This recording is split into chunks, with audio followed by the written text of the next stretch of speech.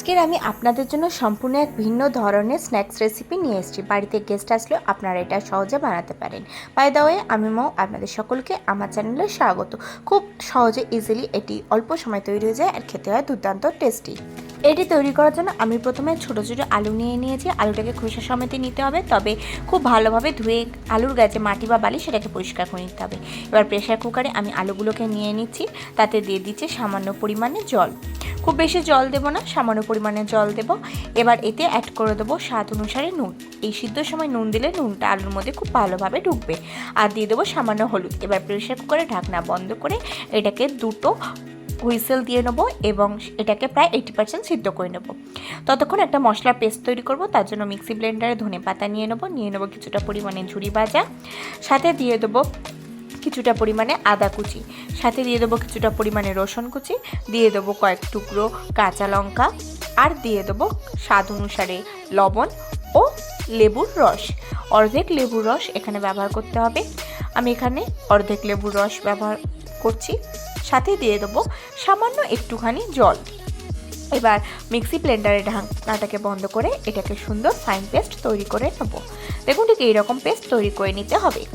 ততক্ষণে দেখুন আলুটাকে আমি ঠান্ডা করে নিয়েছি প্রেশার কুকার থেকে বার করে। এবার এতে অ্যাড করে দেবো রসুন বাটা ও আদা বাটা, দিয়ে দেবো একদম ছোটো করে চপড করে রাখা কাঁচা লঙ্কা, দিয়ে দেবো কিছুটা পরিমাণে চাট মশলা, দিয়ে দেবো কিছুটা পরিমাণে ভাজা মশলা, আর দিয়ে দেবো সাথে কিছুটা পরিমাণে ধনে গুঁড়ো, দিয়ে দেবো স্বাদ অনুসারে লবণ, আর দিয়ে দেবো লঙ্কা গুঁড়ো।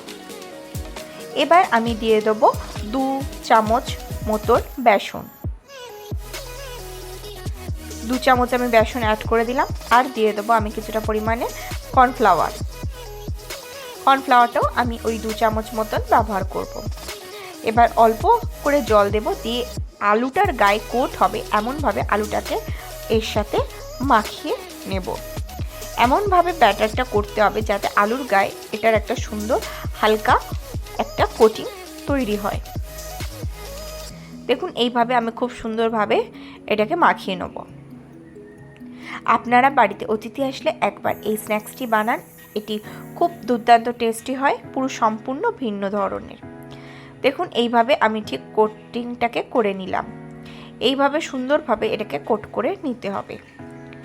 এদিকে আমি গ্যাসে কড়া বসিয়ে নিয়েছি, তাতে আমি দিয়ে দেবো পরিমাণ মতন সাদা তেল।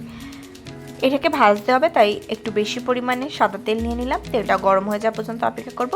তেলটাকে কড়ায় খুব ভালোভাবে স্প্রেড করে দেবো। তেলটা যখন গরম হয়ে যাবে গ্যাসের ফ্লেম লো করে দেবো এবং এক এক করে এই আলুর কোটিং করা আলুগুলোকে দিয়ে দেবো।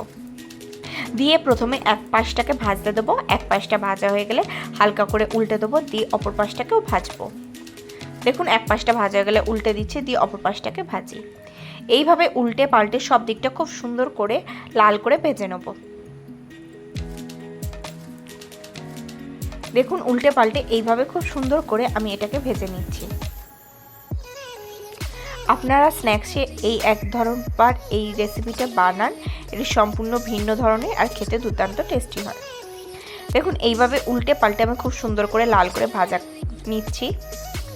যখন ভাজা হয়ে যাবে তখন এটাকে আমি তেল থেকে তুলে নেব, নিয়ে খুব ভালোভাবে তেল ঝারিয়ে নেব। দেখুন আমি তেল থেকে তুলে নিয়ে খুব ভালোভাবে তেল ঝারিয়ে নিচ্ছি। তেল ঝারিয়ে নিয়ে এটাকে সাইডে একটা পাত্রে রেখে দেবো। দেখুন তেল ঝারিয়ে নিয়ে এটাকে সাইডে একটা পাত্রে রেখে দেবো। এইভাবে আমি সম্পূর্ণগুলোকে ভেজে নেব। দেখুন এইগুলোকেও আমি সেম ওইভাবে কোটিং করে ভেজে নিচ্ছি। এইভাবে আমি সমস্ত আলুগুলোকে ভেজে নেব। এগুলোকেও সেমভাবে তেল ঝারিয়ে নেব। তেল ঝারিয়ে নেওয়া হয়ে গেলে এগুলোকেও আমি তুলে সাইডে রেখে দেবো। এবার এটাকে আমি গরম গরম পরিবেশন করে দেবো।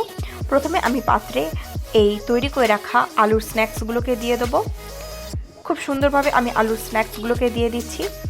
আলুর স্ন্যাক্সগুলো দেওয়া হয়ে গেলে তৈরি করে রাখা ধনেপাতা সসটাকে এর ওপর থেকে আমি স্প্রেড করে দেবো। দেখুন আমি ওপর থেকে এবার ধনেপাতা সসটাকে দিয়ে দিচ্ছি। আলুর এই স্ন্যাক্সটার ওপরে আমি ধনেপাতা সসটাকে ঘুরিয়ে ঘুরিয়ে খুব সুন্দরভাবে দিয়ে দেবো। এবার এটাকে আমি পরিবেশন করে দেবো অতিথির সামনে। দেখুন কত সহজে ইজিলি তৈরি হয়ে গেল আজকের এই রেসিপিটি। আশা করি আজকের ভিডিওটি আপনাদের ভালো লেগেছে। যদি ভালো লাগে অবশ্যই লাইক করবেন, কমেন্ট করবেন, শেয়ার করবেন আর আমার চ্যানেলটি অতি অবশ্যই সাবস্ক্রাইব করে নেবেন এরকম নিত্য নতুন রেসিপি সবার আগে পাওয়ার জন্য।